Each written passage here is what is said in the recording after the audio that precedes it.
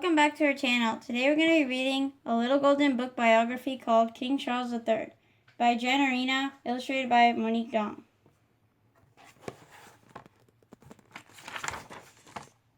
Charles III waited his whole life to be king. On November 14th, 1948, Charles Philip Arthur George was born in Buckingham Palace in London, England. His mother, Elizabeth, was a princess. His grandfather, George VI, was king of the United Kingdom.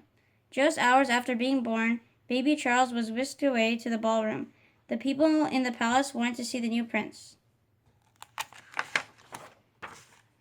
When he was 3 years old, his mother became queen.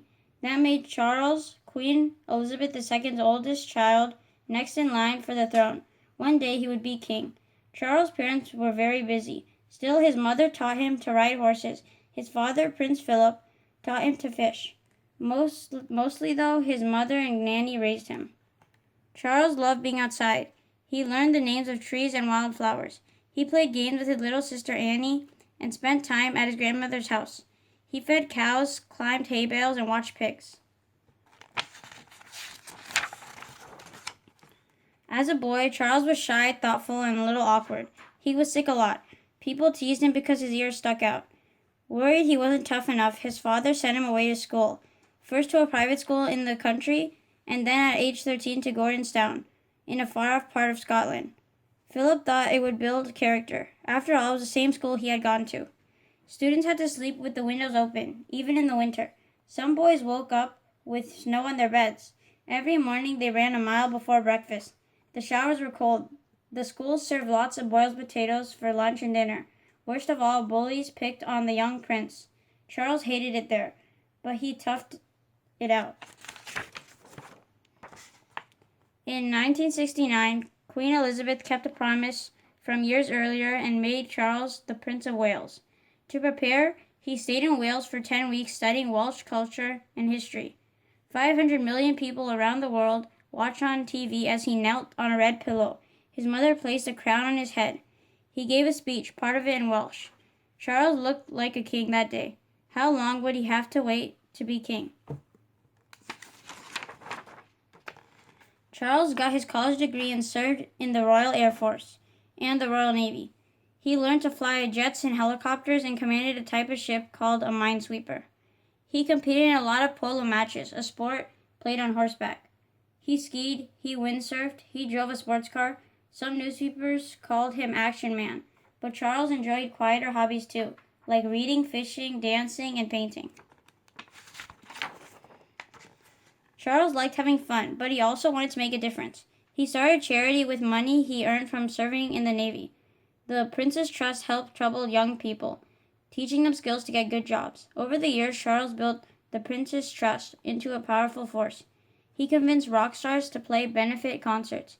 He raised money from movie stars.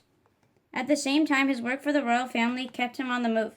He met presidents and prime ministers. He traveled all over the world. People began asking, would Prince Charles ever settle down and get married? When he was 32 years old, Charles asked Diana Spencer to marry him.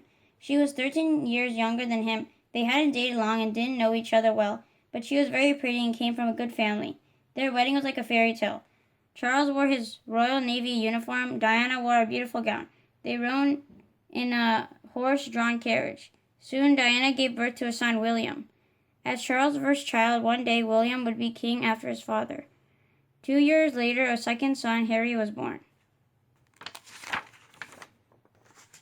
Charles and Diana didn't have a happy marriage. Charles liked the countryside. Diana loved London and city life. Charles relaxed around a small circle of friends and family. Diana lit up around new people. Ever since he was a baby, people had flocked to see Prince Charles. Now Diana got more attention than he did. They spent more and more time apart. Charles shared his love of nature with William and Harry. He built them a treehouse with a thatched roof. Their mom took them to movie theaters and amusement parks. Several years later, Charles and Diana got a divorce. Meanwhile, Charles found his own path as a royal. His mother, the Queen, kept her opinions to herself. Charles didn't. He warned the public about global warming. He urged farmers to return to simpler methods and avoid using chemicals on their crops. He showed them how by turning his private home into an organic farm. He spoke out against modern architecture and said he planned his ideal village and started its construction. Poundbury had lots of green space, winding streets, small houses, shops, and town squares. Some of the houses went to people without much money. Charles called Poundbury the project of his lifetime.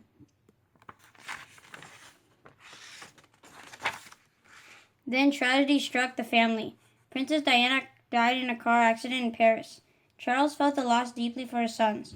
William, 15, and Harry, 12, honored their mother by walking the 1-mile funeral route in front of thousands of people mourning their favorite princess. Charles, his father, Philip, and their uncle walked alongside them. In 2005, older and wiser, Prince Charles married again. He and Camilla Parker Bowles had been friends for many years. This time, the marriage was a happy one. Prince Charles watched his sons grow up, marry, and have children of their own. As the Queen got older, Charles took over more of his mother's duties.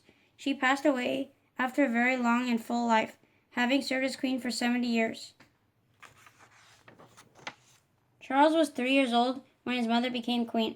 At 73, he was the oldest person in British history to take the throne. On May 6, 2023, he was crowned King of England. After reigning a lifetime, Prince Charles became King Charles III. Thank you for watching. Hope you guys enjoyed a little golden book biography, King Charles III. Stay tuned for more book reads coming soon. Take care, guys, and thank you again for watching. Bye. Bye.